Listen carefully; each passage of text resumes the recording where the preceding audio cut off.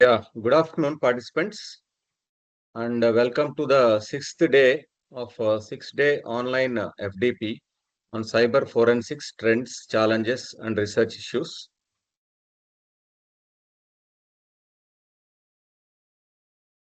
Yeah, so today the session will start from 2 p.m. and it will be lasting up to end of around 7 p.m. So all of you should first note that we are having three sessions today. So every day for last 5 days we have two sessions. Today we are having three sessions starting from 2 p.m. Okay. So first I would like to invite our resource person to the session. Yeah. Sri Sai Satish, he is the resource person to today's session, first session. So I want to introduce briefly about our resource person Sai Satish Garu. So Sri Sai Satish is a young entrepreneur, founder, and CEO of Indian Servers. He is the administrator of Andhra Hackers, which is a top hacking awareness forum in India. So Cyber Cops, he is also a Cyber Cops trainer. He authored for best-selling book Hacking Secrets. He is a renowned ethical hacker and cyber security expert.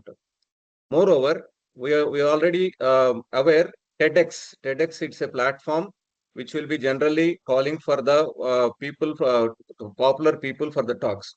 So he is also the TEDx speaker.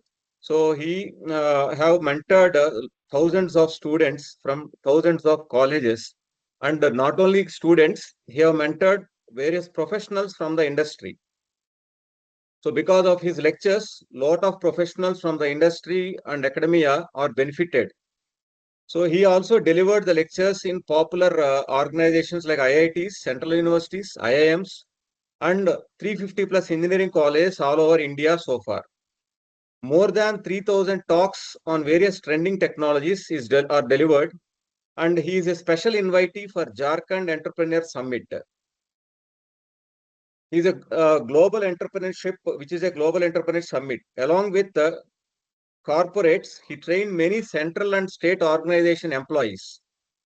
He worked as Microsoft student partner, corporate .NET trainer, and many more. He was interviewed by many national and regional news channels like Aaj Tak, GTV, TV9, NTV, Enadu, Sakshi, etc. He was rewarded by IAS officers for pen testing on government sites, which helped to them to improve security and safe transactions. So these are not limited to. He is a versatile, renowned academician, industrialist, startup entrepreneur. Okay, so he's a popular talking person and cybersecurity expert. There are a lot of things to say about Sai Satish Garu. So I now request and I welcome Sai Satish Garu to deliver the session for this 6-day Atal FDP program. So Sai Satish sir, kindly hand over the session and you can share your screen, sir. Thank you, sir. Thank you very much. Yeah, hi all participants. Today we are going to discuss about forensics as well as NIST framework. Also, we are going to discuss about some compliances like GDPR, Data Protection Act, Digital Data Protection Act, and many other things. Both forensics also we are going to discuss as well as theory concepts also we are going to discuss related to NIST and GDPR. Okay, let me share my screen. Let us start the program.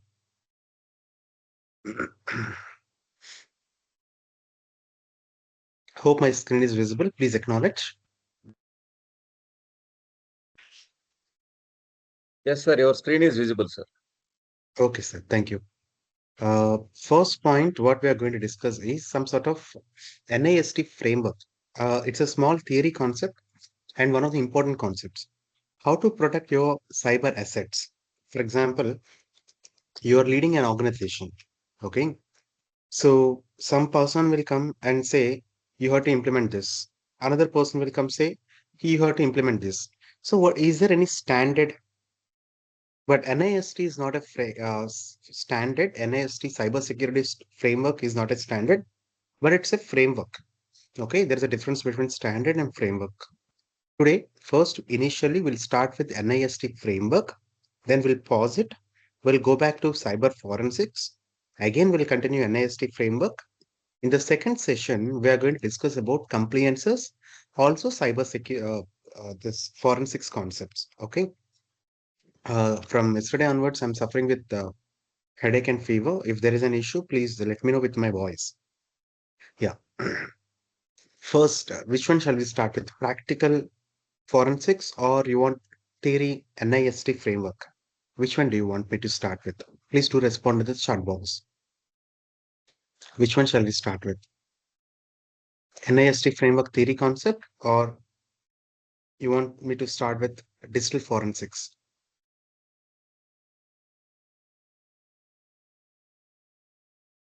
Sir, hope I'm audible. Yes, sir, you are audible, sir. Yeah, thank you, sir. Yeah, which one do you want me to start? Cyber security, sorry, digital forensics or NIST framework? Both we are going to discuss. Okay, we'll start with first NIST framework. Okay, digital forensics Praveen are asking. Uh, okay, digital forensics. Before we discuss about digital forensics, we have to understand one concept called anti-forensic techniques. Anti-forensic techniques. First, what is forensics? Forensics is the process of collecting evidence. For example, if some crime happened, we have to collect the evidence. Who did that crime? And what is the, we have to collect all the proofs that so and so person has done so and so crime. Okay. That collection is called as the procedure, the tools we are going to use. All this comes under forensics. To collect the evidence, we have to follow some strategy, we have to follow some techniques, and we have to use some tools. Okay. So before we discuss about that one, we have to discuss what is anti-forensic technique. Anti-forensic techniques used by criminals to hide themselves so that it's not easy for the forensic investigators to collect the evidence. So first anti-forensic technique is data wiping tools. Data wiping tools. What are these data wiping tools? For example, if there is an image in your mobile phone and if you delete it and if you have done any crime using that particular mobile phone, after completion of the crime, if you delete that image, police investigation officers, LEA, law enforcement agencies can use some sort of tools like recovery tools, especially ease US data recovery or Recuva or in mobile phone, disk digger, mm, disk digger photo recovery. This type of tools they can use to recover the photos. Okay. How many of you are using Android mobile? Please respond chat box. How many of you are using Android mobile? Shall we do a small practical thing? Shall we do a small practical thing? Okay, perfect. Just go to Play Store. Just go to Play Store. Search with the word called Disk Digger Photo Recovery. Disk Digger Photo Recovery. All the files, videos, images can be recovered using this particular application. This particular application will help you to recover all the photos, images, all the content.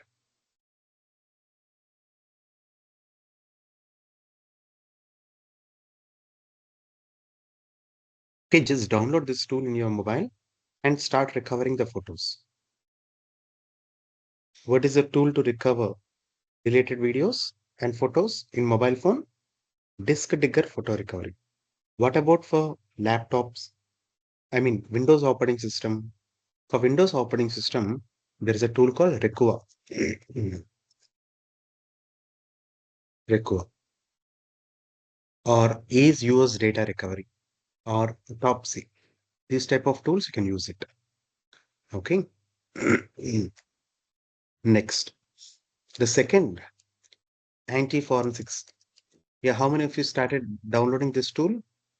How many of you started downloading this tool? In background, you can work, no problem. Uh, so we'll move to the second important anti-forensic technique. The second anti-forensic technique is VPN, virtual private networks, or using some sort of browsers like Tor browser. In most of the cases, IP address plays very important role. IP address plays very important role to identify the that particular person who did that particular crime. Okay, so what these criminals will do, they will try to hide their IP address by using some sort of tools like a VPN, virtual private network, or using some sort of browsers like Tor browser. So 100% their original IP address will be hidden. It's not easy to track back because in forensics, IP address plays very important role. First one is IP address. Second one is social engineering techniques police use to identify the thief. Okay, culprits. Here, if you notice, these VPNs and Tor kind of browser will hide the original IP address. Okay. After a few minutes, we'll see how to use this Tor browser and other things. And the third important anti-forensic technique is cryptocurrency. Cryptocurrency is a private cryptocurrencies are there. These days, many cyber criminals are using cryptocurrency to do transactions. If someone use UPI or if someone use cash transactions, easily somehow we can track them. Okay, 100% cash transactions will be done physically, right? If they're done online through UPI, then also we can get something. But if criminal is using cryptocurrency, especially private cryptocurrencies, their log will not be there. It's almost impossible because most of the cryptocurrencies are not having any KYC, know your customer. Thousands of cryptocurrencies are there. If criminal use this cryptocurrency, then it's impossible to track them. Okay, this is another anti-forensic techniques. Yeah, I told you from 2 days I'm having fever and headache. So forgive me for this voice issues. Second one is VoIP. Sorry, fourth one is VoIP calls. There's a chance someone can make a call from foreign country. VoIP calls. Even VoIP calls also not easy to track them.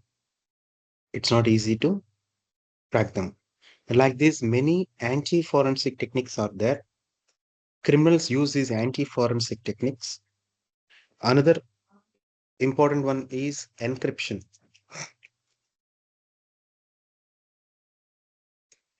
Most of the criminals also use encryption techniques to hide their data.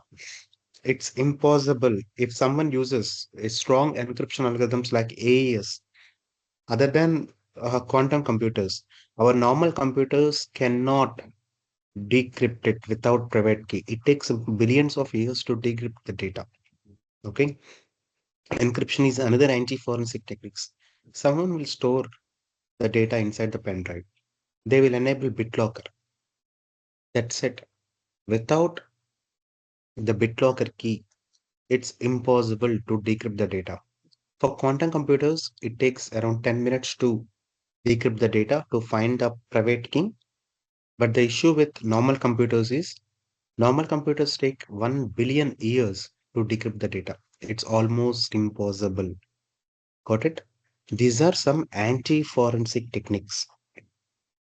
Now, coming to the forensics. Which one do you like among these? Which anti-forensic technique do you like among these? Please respond. Which anti-forensic technique do you like?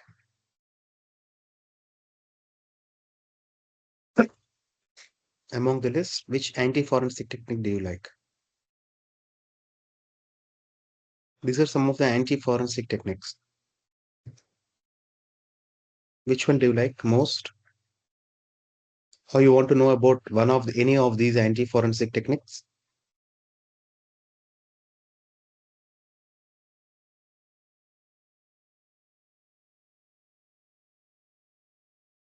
Sir Indraneel sir మన వాళ్ళు యాక్టివ్గానే ఉంటున్నారా sir?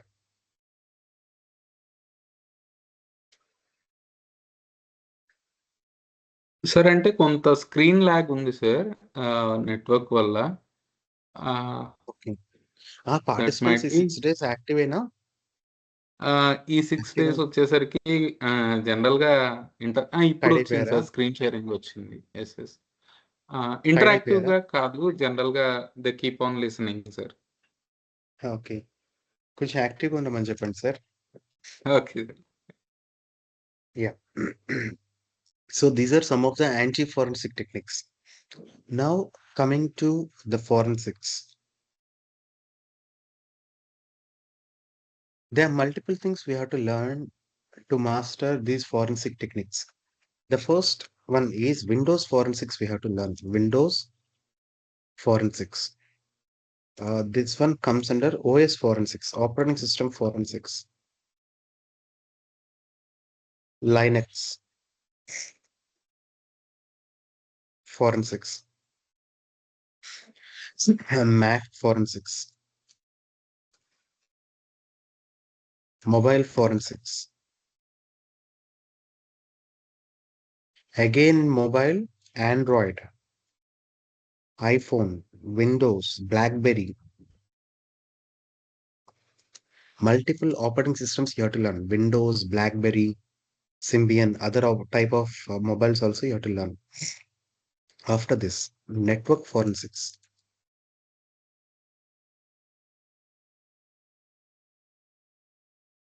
Network forensics. And these are some of the things you should master of. Internet, OSINT, internet-based web forensics.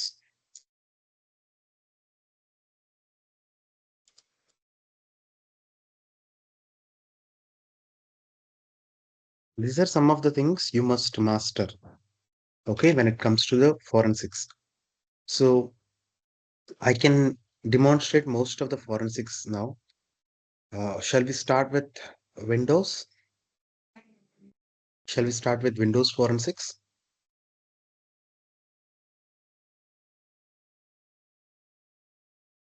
Okay. When it comes to Windows forensics, few important points I'll share with you.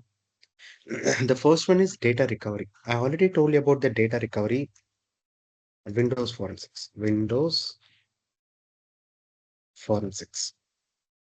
When it comes to the data recovery, the first important point is we have to use some sort of tools out there like autopsy. Autopsy.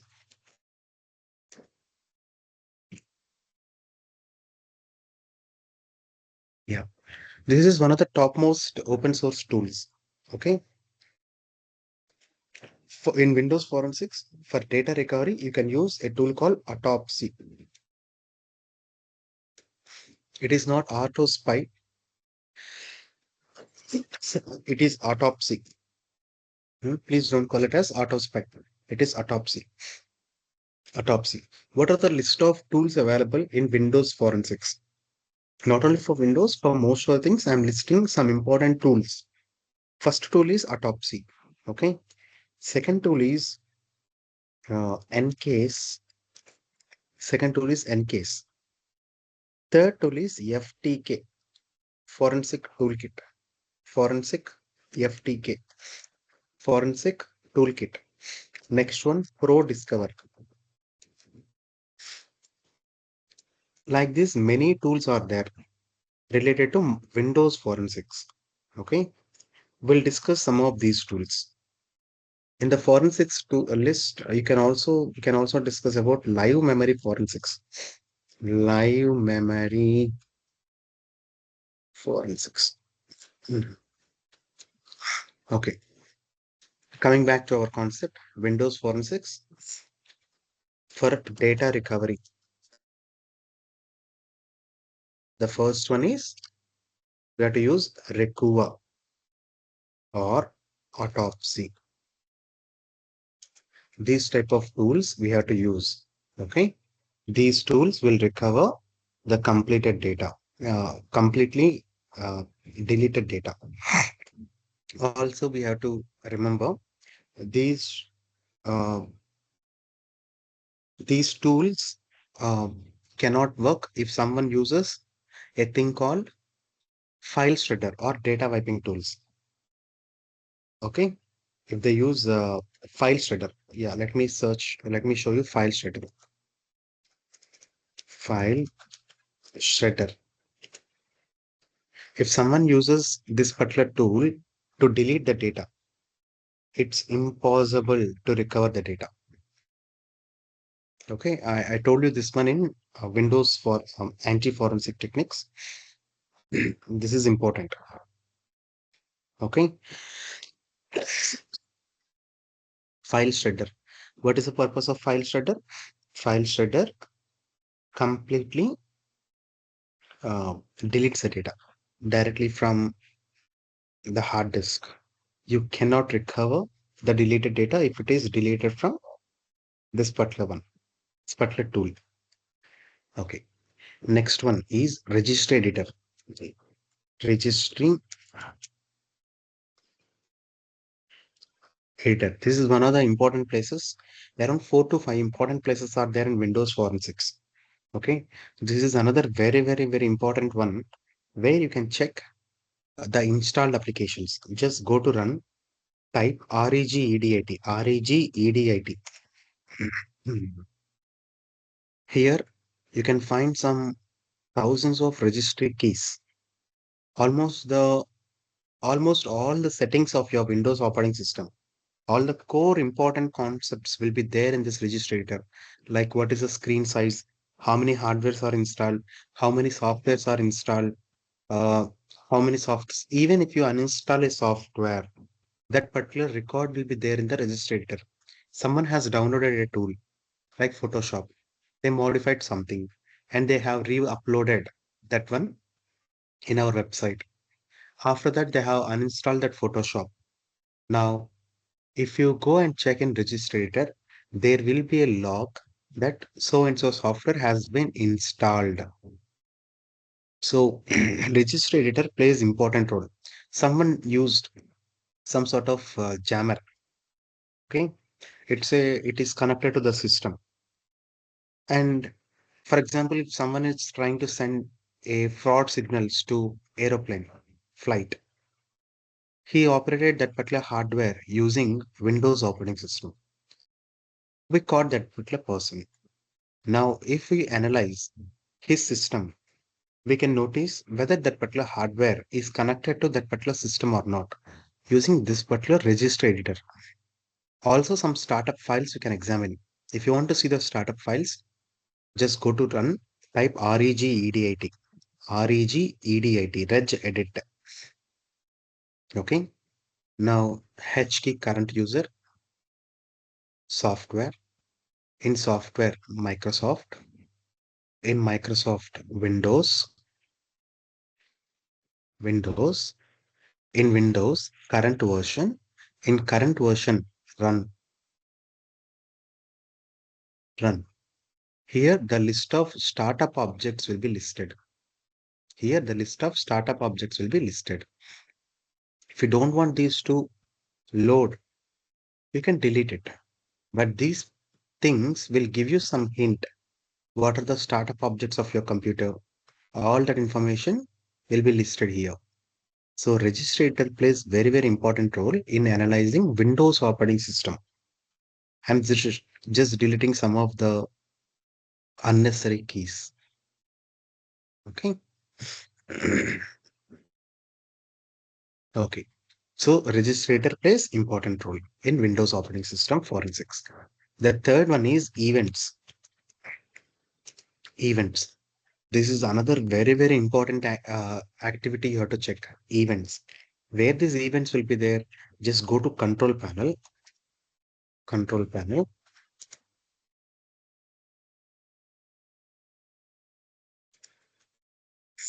sorry, control. Yeah.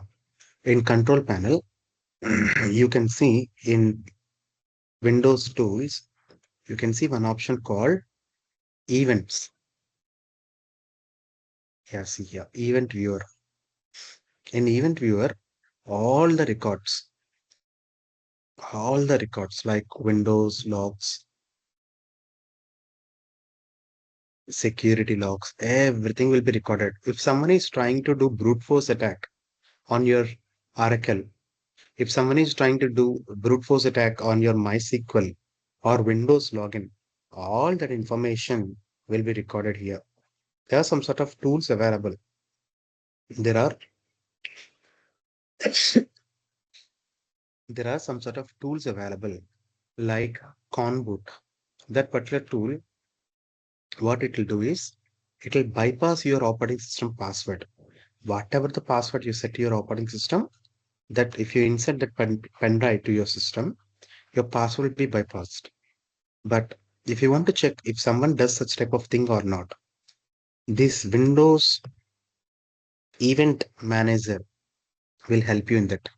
Who logged into that particular computer, whether it's success or failure, all that information will be recorded here. Okay. What is this called as? Event viewer. See all the records. Very, very important task. Very, very important one.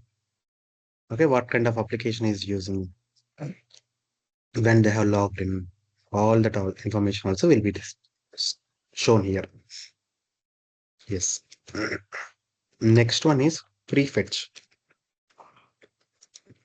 Prefetch folder.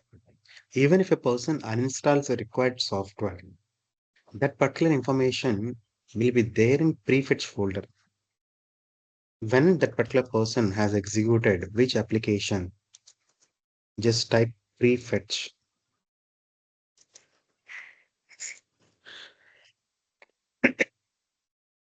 Just type prefetch. Here, yesterday I have opened one software called school management software. They are developing the tool with timestamp.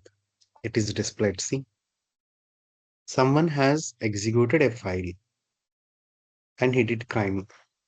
Later, he deleted that software. That software will not be there in his system.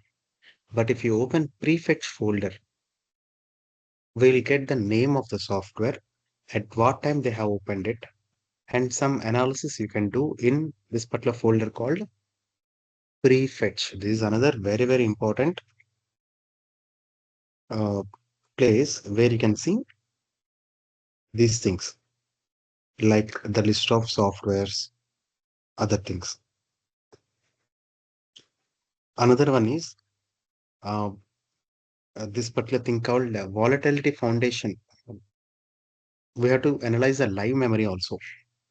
For that, I'll show you some tools. Live memory, we have to analyze. Live memory, we have to analyze. So, what is this live memory? Live memory forensics. Live memory forensics means if someone has created something and we have to capture their computer directly. If you restart your computer for some sort of applications will not be stored in your hard disk. They'll be executed in your RAM only. Okay. If you caught someone live, someone is doing crime and you caught them and you have to check what kind of, you have to collect what kind of activity the person is doing and you have to preserve that content. If you shut down that computer, everything will go off, right? We have to capture the RAM. We have to capture the RAM. How to capture the RAM? See here. There is a tool called FTK Imager. This is a tool. FTK Imager, Forensic Toolkit Imager. Just open this Forensic Toolkit Imager. Just go to File. Here you can see Capture Memory. Capture Memory. And you can start capturing memory. Save where you want to save that particular captured memory. Select that and just click on Capture Memory. That memory will be captured. Mine is having around 32 GB RAM.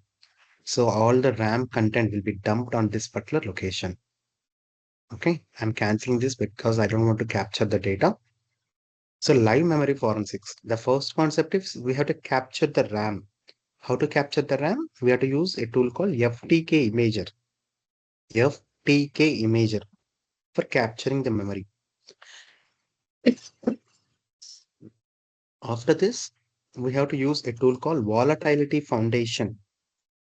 A tool named Volatility Foundation to analyze the data.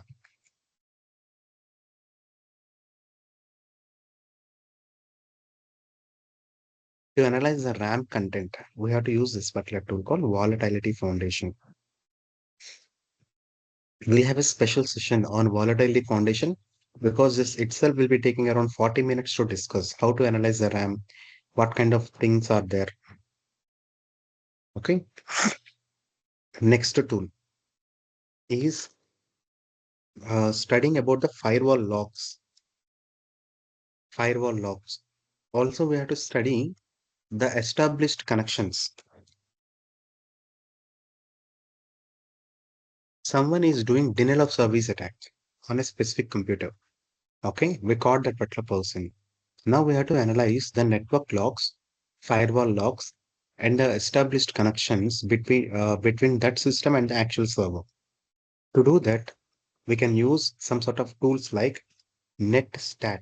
Just go to command prompt, type netstat -n or netstat -a.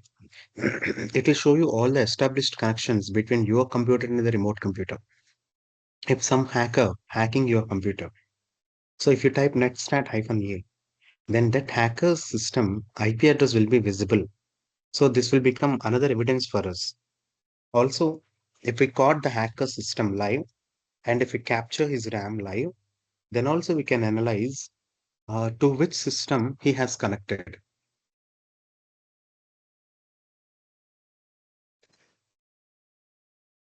So this is netstat -n or netstat -a.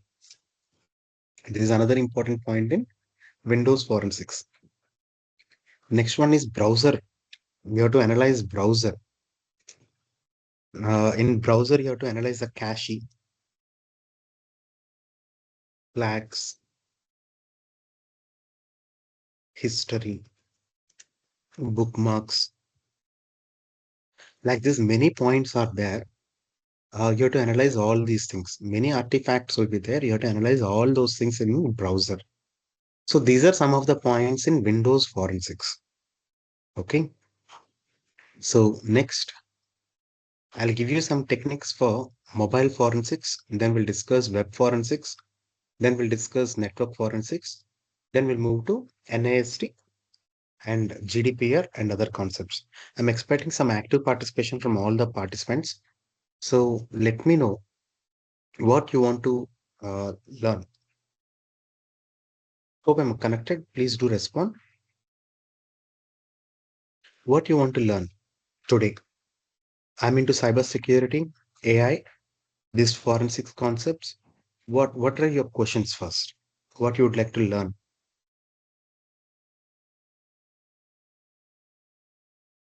Anything, you can unmute yourself and you can ask. Otherwise, you can post in the chat box. What is the most favorite concept you would like to learn today? We'll discuss in practical way. I'll demonstrate most of the concepts in practical method. Let me know what you're expecting.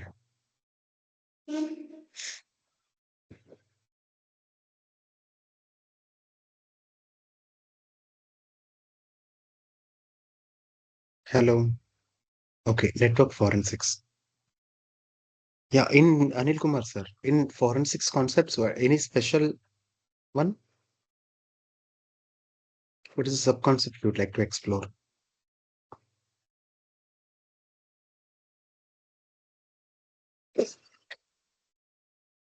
Yeah, see here,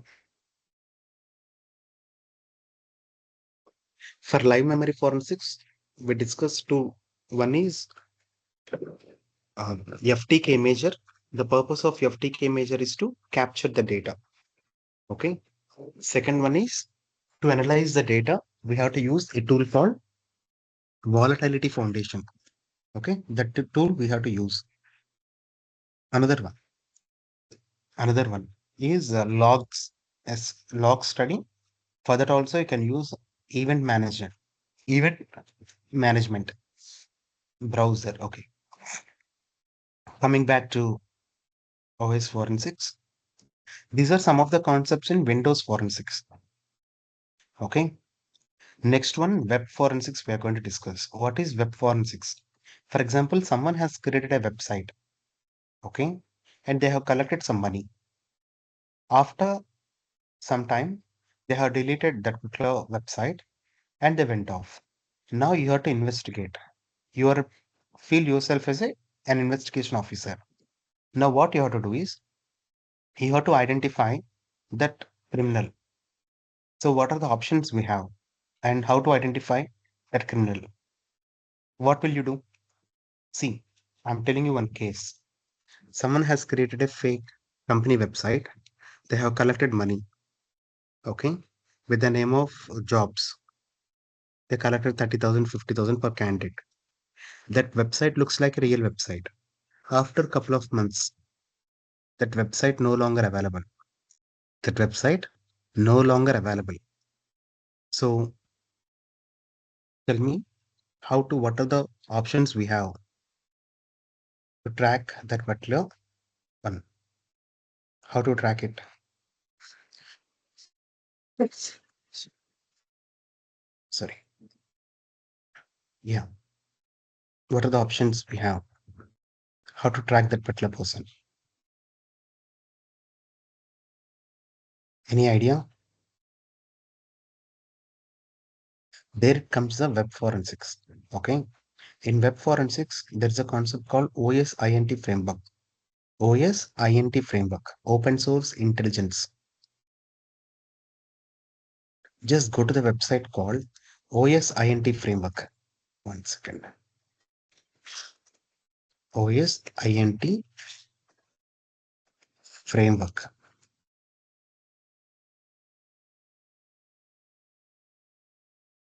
In OSINT framework, you can notice some thousands of methods to capture some data. Some of the important websites are listed here. For example, uh, you want to know the sites hosted on the same server. First thing, if someone is doing such activity, first thing what we have to do is websites hosted on that particular server, on the same server. Websites registered by same email ID used, which is created by the fake or fraudsters website. Okay. What are the subdomains? Subdomains. Complete who is history of that particular website, and payment gateway details. Payment gateway. KYC provided at payment gateway. KYC provided at payment gateway. And bank account he used to transfer the money. Bank account at payment gateway. And how he is advertising. Some surely he'll be advertising in some social media, right? About that particular website and about the techniques. So what are the techniques he used? What are the techniques he used? And what are the social media handles he has used? What are the social media handles he used to do such type of activities? So all these things we have to analyze. Social media activities and WhatsApp group. If some that person is promoting all the activity in the social media, which mobile number are they using? All that information we have to collect. This comes under web forensics. Okay. In web forensics, one of the important things is OSINT framework.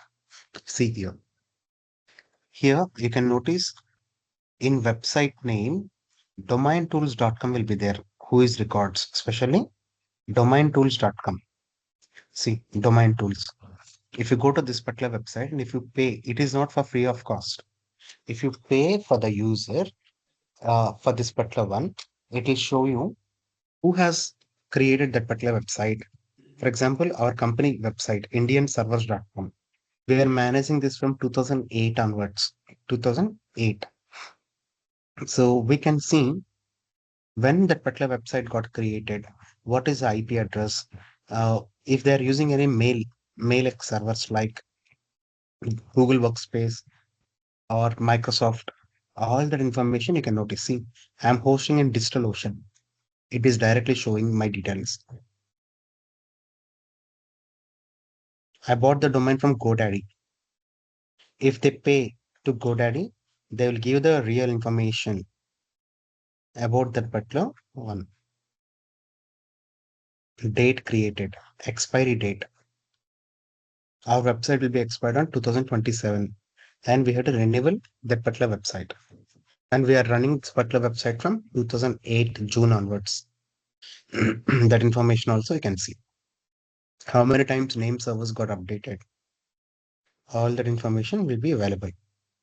Second is hunter.io. For example, if you want to list all the emails which belongs to that particular website, if it is publicly available, hunter.io. See here, email address, email search. One is hunter.io. If you type tcs.com or if you type some other website, it will show you the list of, it will show you the list of websites, sorry, list of emails belongs to that particular domain.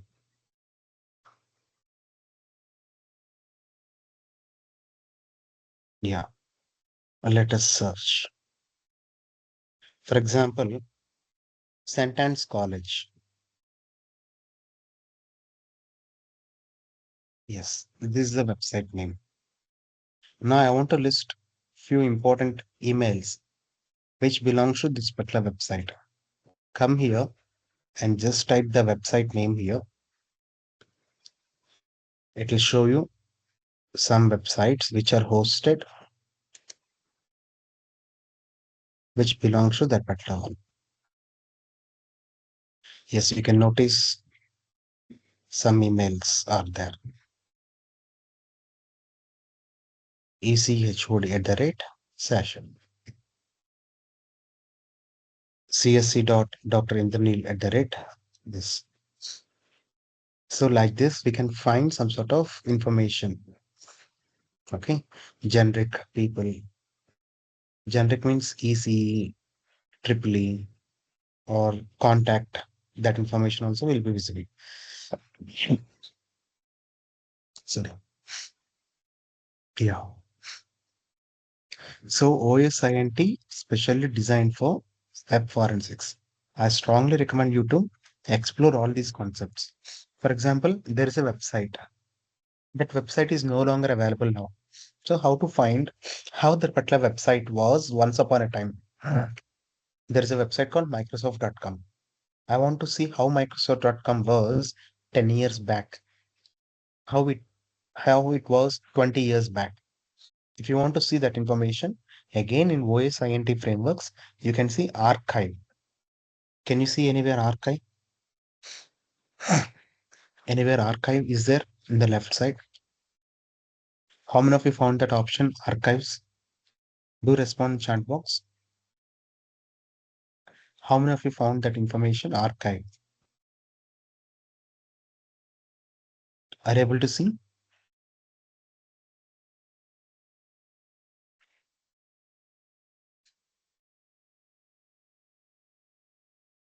Hello. Yes, Okay. Satish. Yes, I'm just opening the archive. Where is the archive? Yes. Here it is. Web Wayback Machine. I'm selecting only one. Wayback Machine. There are some tens of other websites are also there. I'm using Internet Archive. Now I'm typing Microsoft.com. Now it will show you the list of dates. We have to select a specific date and time. Then it will show you how Microsoft.com was on that specific date, 2012, February 10th at 12 o'clock. Let us see how that particular website is. It is redirecting to some other website called default.aspx. So yeah, we'll see how that particular website was. Yes, it's loading. Wait for a few seconds. Yes, at the time, Windows 7 SP version is there. Windows XP Service Pack 3 is there. You can notice how that particular website was specific on a specific date and time. It is archived.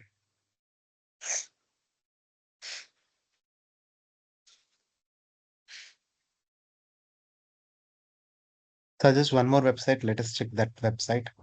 Post one of the website names. Your college website. Let us check your college website. Just post your college website name. Let us check that.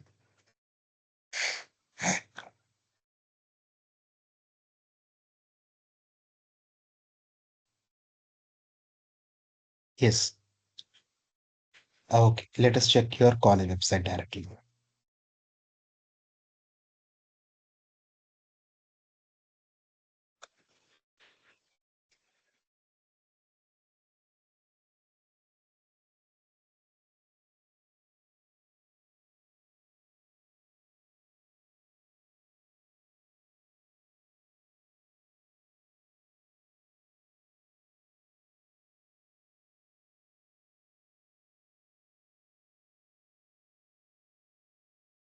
It's loading. Let's wait for a few seconds.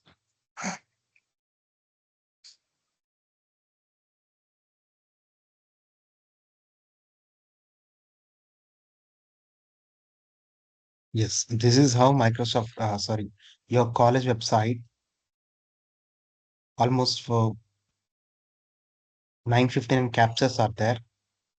We'll select one of the captures, 2016, March 11th.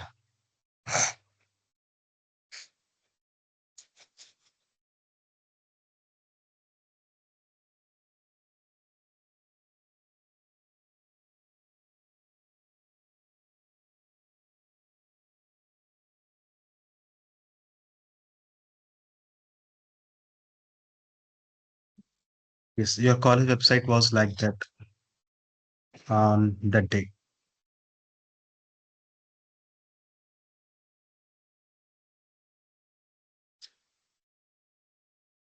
March 11th, 2016.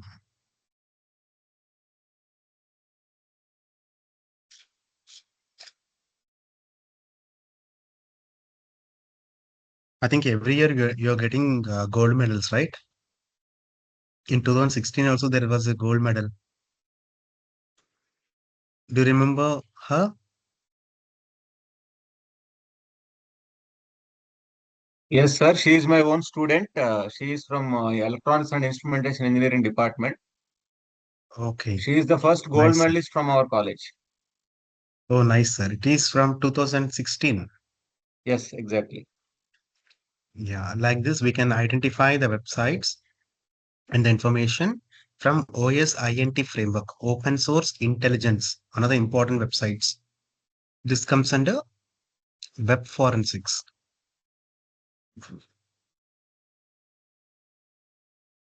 Yes, see, web forensics. In web forensics, what we have discussed, OSINT.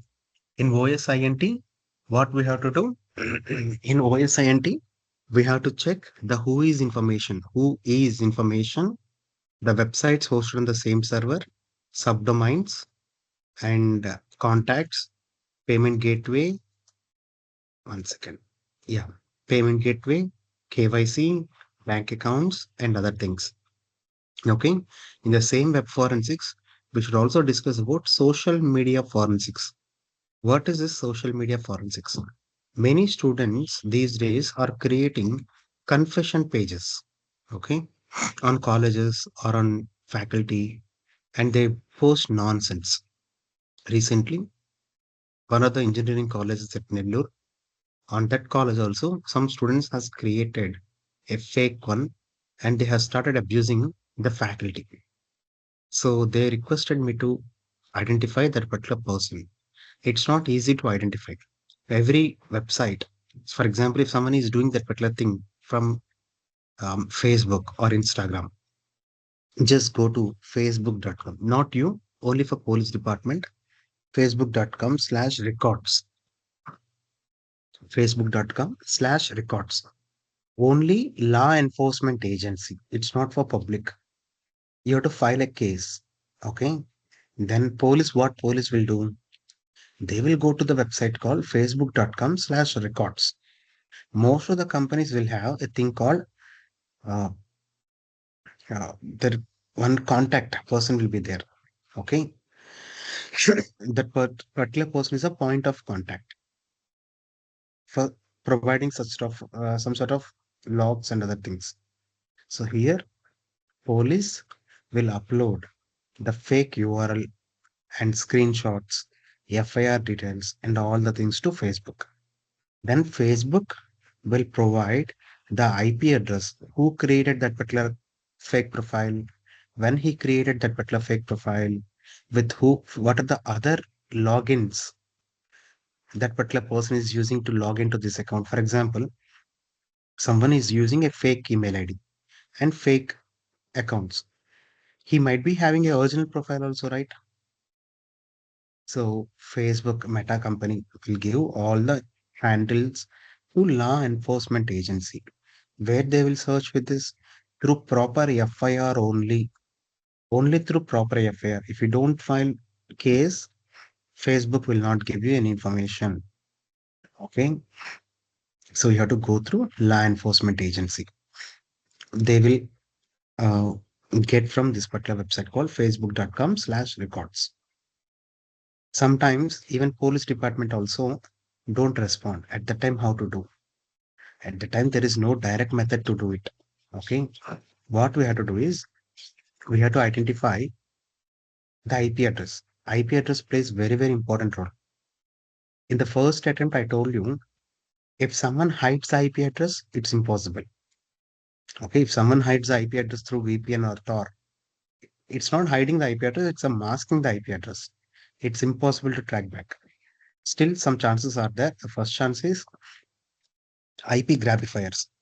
IP grabber. IP grabber. What we'll do is sorry, we will create an IP address. Okay. We'll create one IP address. Sorry, we have to track their IP address.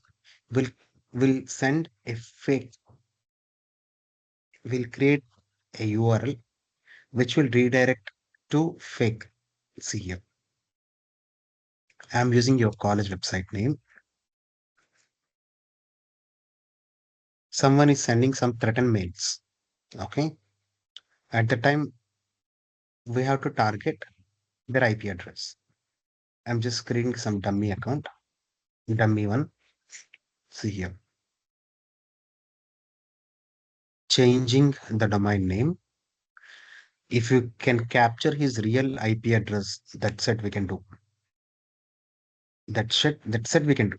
Okay, I'm just sharing pics. Now what I'll do is see here. Enable smart logger. Email notification. Done.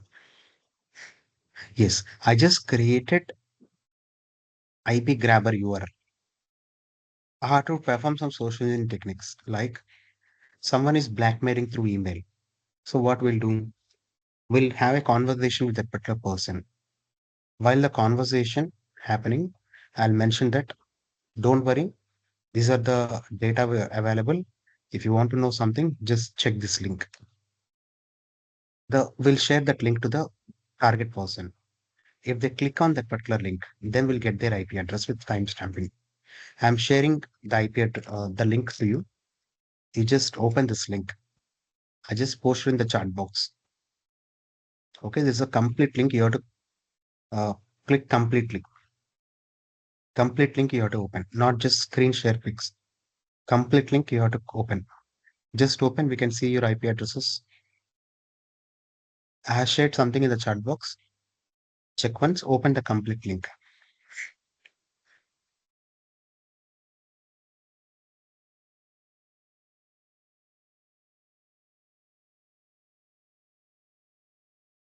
Open that complete link. Let me check how many of you clicked. Okay, 2 members opened that link.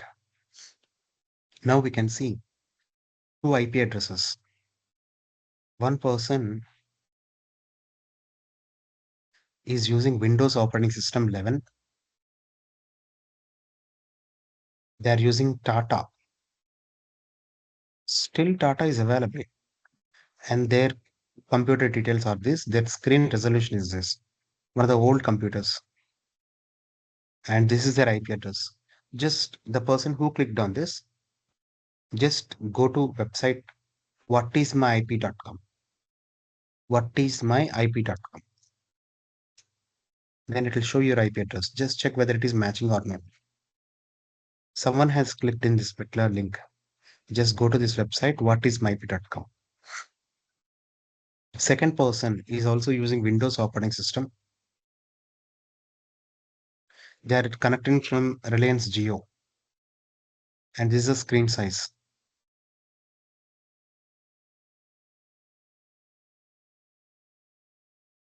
Let me refresh it. Okay, few more persons open that link. One person is from Guntur, near to Guntur. That person is using Android phone, is using Chrome browser. Their IP address is this one, Android 10.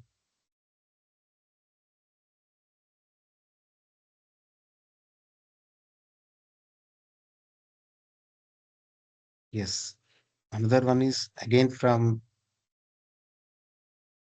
Windows operating system.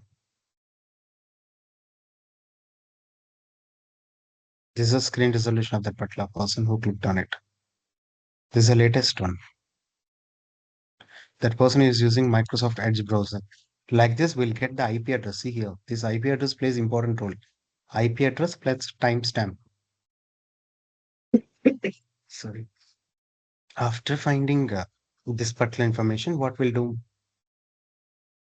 After finding this information, we have to pass these 2 information to ISP, Internet Service Provider. At that time, what happens? Internet Service Provider will log everything. So and so IP address given to so and so person. Obviously, Internet Service Provider will have all your information because 100% KYC is there today, right? In India, 100% will get the details. This is a method to track the IP address. Okay. This also comes under web forensics.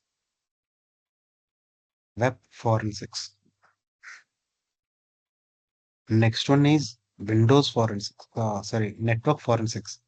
In network forensics, most of the time is analyzing the firewall logs. We'll keep on analyzing the firewall logs. Just go to firewall, open firewall. Here in monitoring,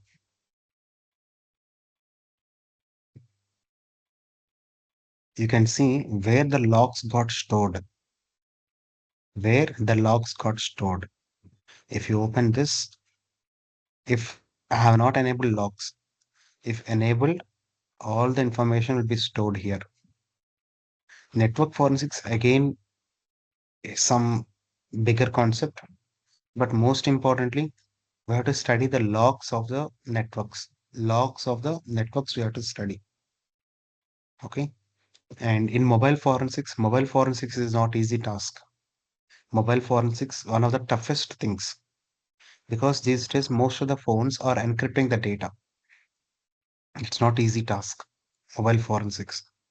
But some sort of tools are available and all mobiles do not support those things. Search with the word called MSAB forensics. All mobiles will not support because these days most of the operating systems are coming with encryption. I already told you anti-forensic techniques. Among anti-forensic techniques, encryption is one of the toughest things. If someone encrypts the data, it's impossible. Got it? It's not easy to do it. MSAB is there. Even some sort of iPhones also can be analyzed. Even passwords also can be cracked using this but not all iPhones. Sign చేస్తారా okay thank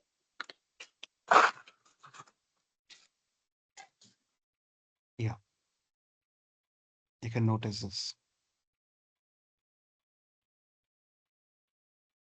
Another one, Pro Discover, that is also available.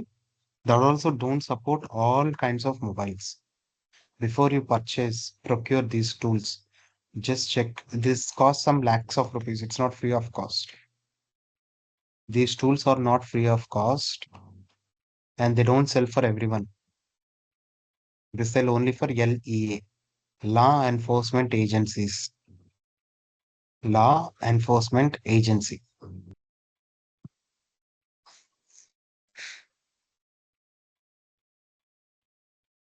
Yes. These are some of the points in mobile forensics. Now, I would like to ask you, what are your questions? Then after this, we'll go to NIST framework. After that, again, we'll come back to forensics. Again, we'll have Q&A. Then we'll discuss about the compliances like GDPR, Data Protection Act. That's completely theory concept. I know some of you will sleep for sure if we start discussing those theory concepts like GDPR, Digital Data Protection Act. Recently, 2 years back, Indian government approved it in our parliament. Digital Data Protection Act. Every one of us must learn because our data is in our mobile phones, right? In our mobile phones, in the sense, it is in someone's cloud. So we have to learn how to protect it. And what are the things they are doing to protect it? We have to learn. Yes, open for questions. We'll take 3 or 4 questions. Then we'll go with NIST. Yeah, open for questions. Please ask me questions.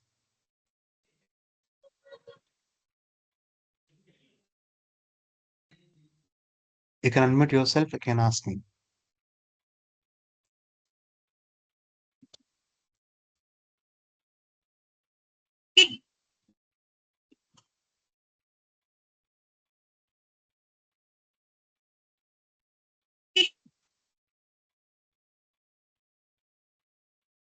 Yeah, Neelima madam, you can ask.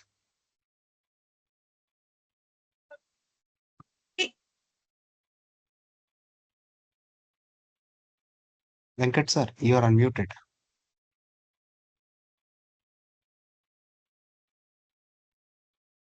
Ramkumar sir, Venkat Ramkumar sir.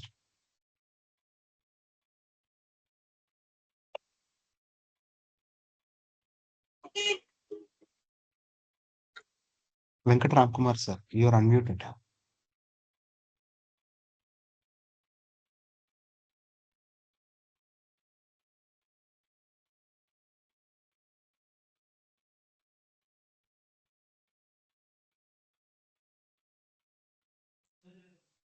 Any questions? Okay. Moving to the next concept, NIST. Okay. What is this NIST?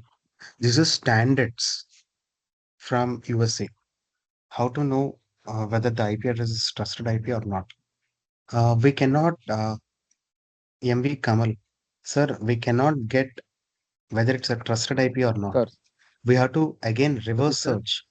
Sir, Satish sir, sorry to interrupt you, but your Yes, sir. screen is not visible, sir. Yeah, I stopped, sir, for Q&A. I stopped for Okay, Q&A, sir. okay, sure. Okay, sir. Yeah. We cannot know whether it's a IP address of that particular person or not. The only thing what we can do is, again, we have to search with that IP address. So we'll get the ISPs. Most of the, when we reverse the who is with that particular IP address, we can identify whether that particular person is using Tor or not, or VPN or not. Just again, we have to search for who is space that particular IP address. Kamal sir, that's the answer. Okay. Coming back to NIST framework, important points we are going to discuss. There's a small theory concept. I'm sure some of you will sleep. Okay. Yes. Coming to NIST.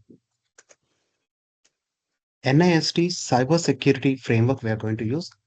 This is not a standard. This is a framework. Okay. If you're running any running organization, 6 points you have to check: governor, govern, recover, identity, protect, detect, respond. These are the 6 things we have to check. 6 points in NIST framework. NIST framework. What are these? Govern means, see, just in 10 minutes, I'm sure sharing this NIST. Today, we have Digital Data Protection Act in the second session. After half an hour, we'll start the second session. At that time, I'll tell you what is the Digital Data Protection Act, GDPR, and all the things. But before that, understand, today, Indian government has investing a lot on cybersecurity because every day we are using our phones. If you take Andhra Pradesh is running WhatsApp governance. That means you can order birth certificates or ration and other things through WhatsApp. See, if you go to data.gov.in, data.gov.in, most of the government departments are saving their data online. Most of the governments. And if you go to real time protect RGTS department, most of the real time data, even Vishakhapatnam, uh, even poles also, electricity poles, even whether it is that specific in that particular area, that particular street lights are on or not, that also can be verified today. In Andhra Pradesh is doing a lot, especially RTGS, whether street lights are on or off. That also information you can get from RTGS. Everything real time. Got it? So all our data is on some servers. Your credit card information, your bank account details, bank balance, the transactions you're doing, everything online. So, for example, if you're running an organization which collects students' information, their marks, their attendance, everything, it is your responsibility to protect it. It is your responsibility. Those concepts we will discuss in GDPR, but now we'll discuss the framework, how to protect, what are the things you have to check. The first point in NIST comes to govern. Govern. What is this govern? Govern means you have to make some sort of policies.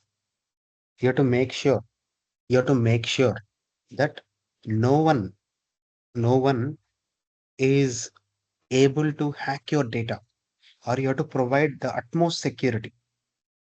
You have to provide utmost security to your things. So, how to provide, what are the important things we have to understand? What are the important things we have to understand?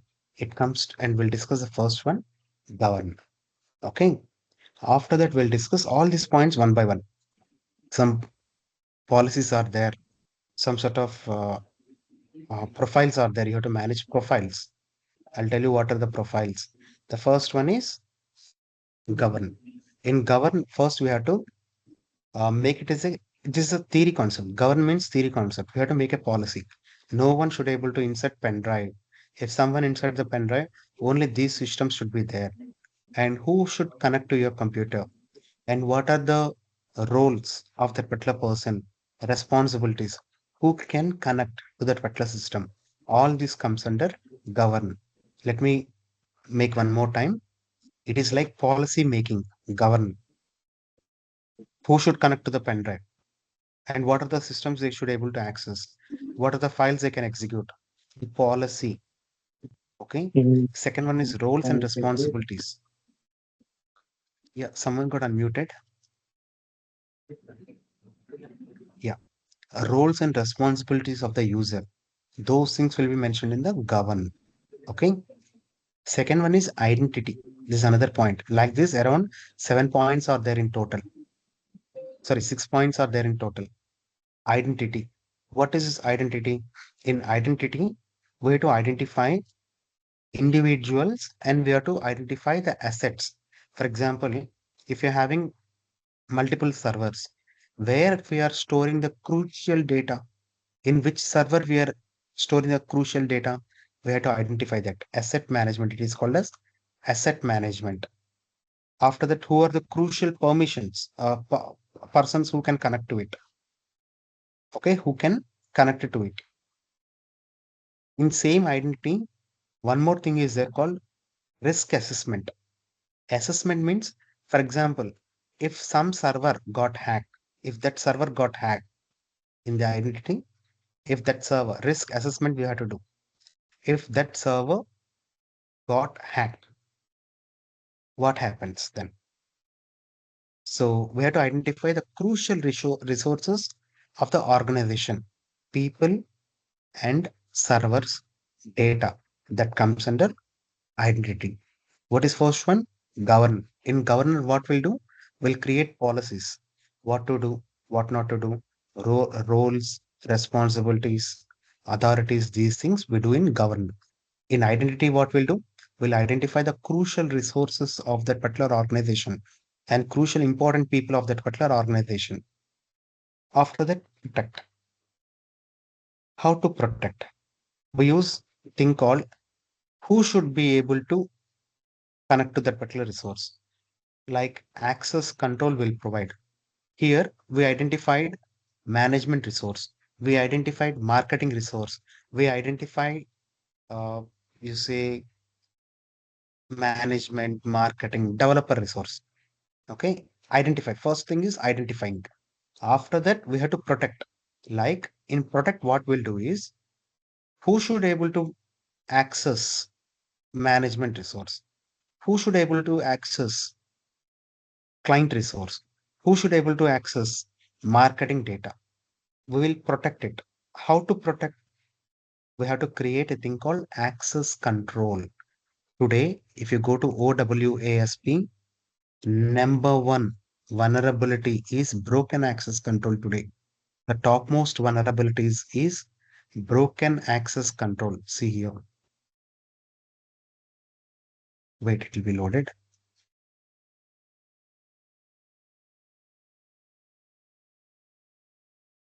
Today, number one issue is broken access control.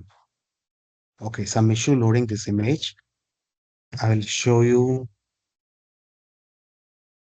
OWASP. OWASP. Yeah, see here. Number one vulnerability today is broken access control. So in first method, here itself, we have to protect. What we have to protect? See, can marketing guy should be allowed to access source code of the software? Yes or no? Shall we allow a marketing team to access your software source code? Yes or no? Please do respond chat box. Shall we allow them or we should not allow them? No, we should not allow them, right? Perfect. So we have that one is called as access control. Okay, that comes under access control. Second one is physical access control is also there. Till now I said about the software. Physical access control is also there. For example, here you are using YouTube. Okay, YouTube videos will be stored in some sort of servers, and your password hashes will be stored in some other servers. Both belongs to Google only. Both belongs to Google. Your Gmail data will be stored in some other server. Shall we allow the person who manages YouTube data to access your Gmail data? 10 years back, there was an attack on China. Sorry, Chinese guys attacked a Gmail server and they captured all the data. It was announced. So both are in the same data center, but YouTube videos are in some data storage and Gmail emails are in some other storage. Shall we allow the engineer who operates YouTube storage data to Gmail storage data? We should not allow, right? That is called as access control. Physical access control also should be there. Also, we have to make of virtual access control, software based one also we have to access. In protect, few more points are there like authentication, authorization. What is authentication? See, authentication, authorization, two important words are there. This comes under CIA tried. Please make note of this one. CIA tried. CIA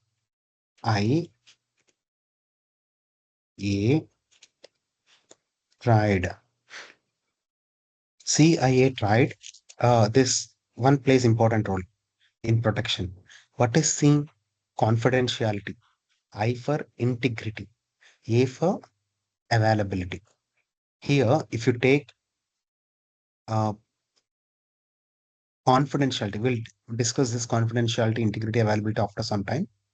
Along with this CIA tried, three more important things are there like triple A framework. Triple A framework. What is this triple A framework? A. First A for authentication. Second A for authorization. Third A for accountability. This A for availability. This A for accountability. Second, last one is non-repudiation. Non-repudiation. These are seven important things in cybersecurity. NIST supports this. In special in Protect, this thing like first double A will be taken care. What are these double A? Authentication, authorization. What is authentication? If you are able to join the network with some username and password, it is called as authentication. If you are a student, feel yourself as a student at St. College. You can go to your college and you can sit there. You are authenticated. Being a student, you are authenticated to go to your college and sit in classroom. Can an outsider come and sit in your college as a student who are nowhere related? Can they come? Yes or no? Can any outsider can come to your college and sit there? They cannot sit, right? They are not authenticated. Authenticated. Okay. Now feel yourself as a student for some time. Okay, not a faculty. Can you go to your college faculty staff room and can you sit there being a student? You came to your college, you're authenticated, you come to your college, you came inside, they opened the door, you came inside. Can you sit? Can you sit near HOD sat chair being a student? Yes or no? No, right? You are not authorized. The second point is authorized. First point is authentication. Second point is authorization. Are you able to do certain things? Being a marketing person, you are not authorized to see the source code of the programmer. Being a programmer, you're not authorized to discuss with the clients, especially about the leads. Okay, that comes under authorization. Where this will be in the protect. Right. This will be in the protect. Okay. Now, the next important one in NIST is detect. Yes, sorry. Yes, see here. Next important one is this A. This A. What is this A I told? Accountability. In detect, what we have to do is in detect what we have to do is we should keep on monitoring all the activity. Who is requesting what kind of resource, what they are requesting, how they are requesting, what they will do with that particular file, what they will do with that particular access. That comes under detection. You should continuously monitor with firewall or SOC tools, SOC tools in your computer. Okay, SIEM tools in SOC. You have to keep on monitoring what kind of things are going on. That comes under detection. In your college library, in your college library, you'll maintain a logbook. Who is taking what kind of books? Got it? That comes under detection. Next one is last but one is respond. What is this respond? Something happened. What immediately you have to do? Someone has deleted yours is a autonomous college. Okay. Autonomous college from how many years it's being autonomous college? 3, 4 years, right? Or 2, 3 years. From how many years it is autonomous college?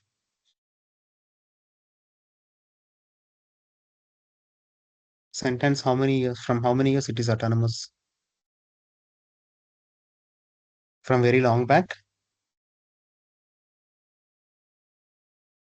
Okay, from 5 years, your college is autonomous. So you are maintaining your students' records in your server only. After 10 years, some student may come.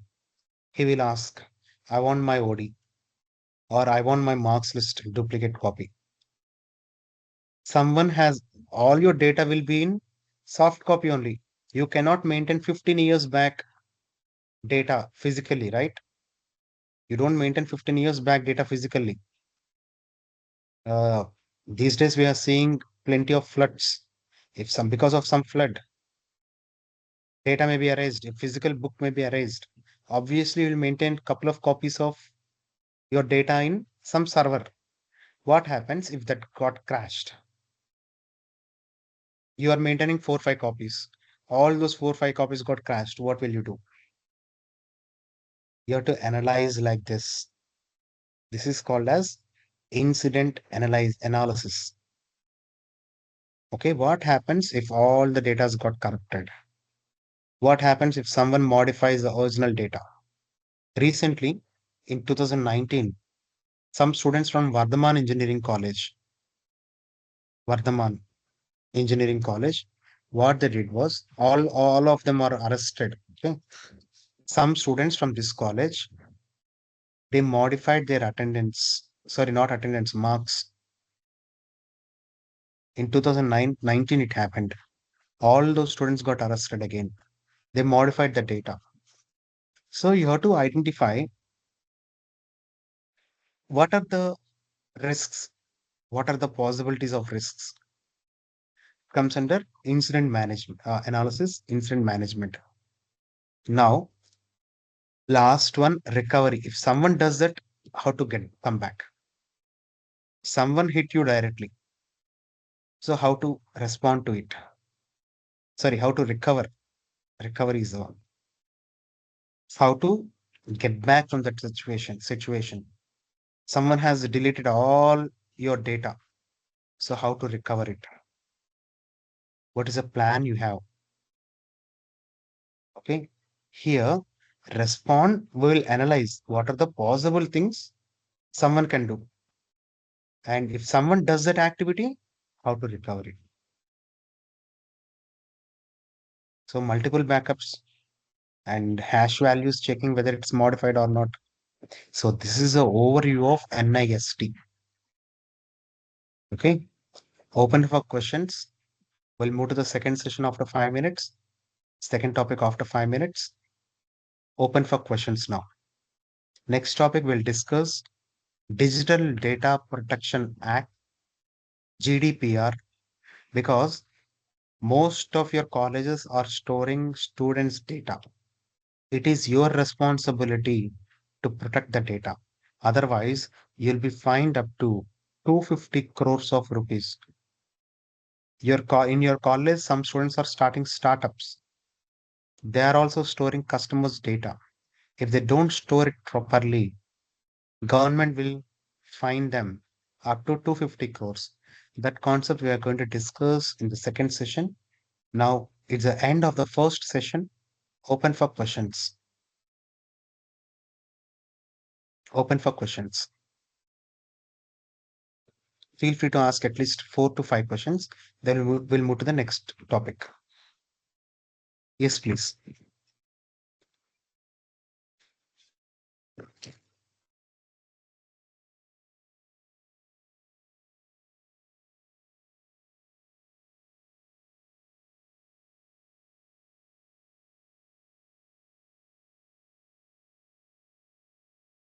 Ask me a few questions, please.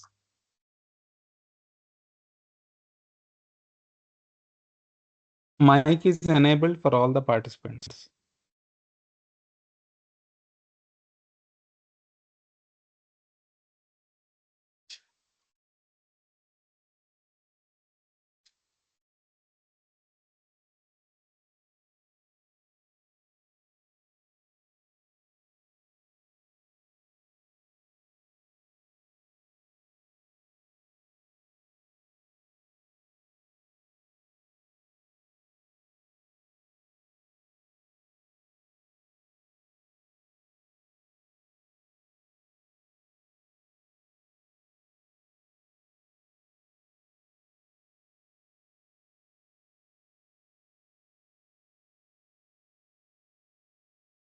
Okay, moving to the next concept. The next concept is compliances. This NIST is not a standard, it's only a framework. Whether you implement it or not, they don't bother. But the next one is mandate. Mandatorily, you have to do it. This next one is GDPR. For example, if you're storing an European record in your server, you must follow GDPR. Let me tell you what happened few years back. There was a company called Sir, sorry Essential. to interrupt you. Sai Satish, sir. Yes, sir. Shall we give a break for 5 minutes? Okay, sir. Yeah. Participants, please join back at 3:40 again. Yeah, have a 5 minutes break and rejoin at 3:40 again.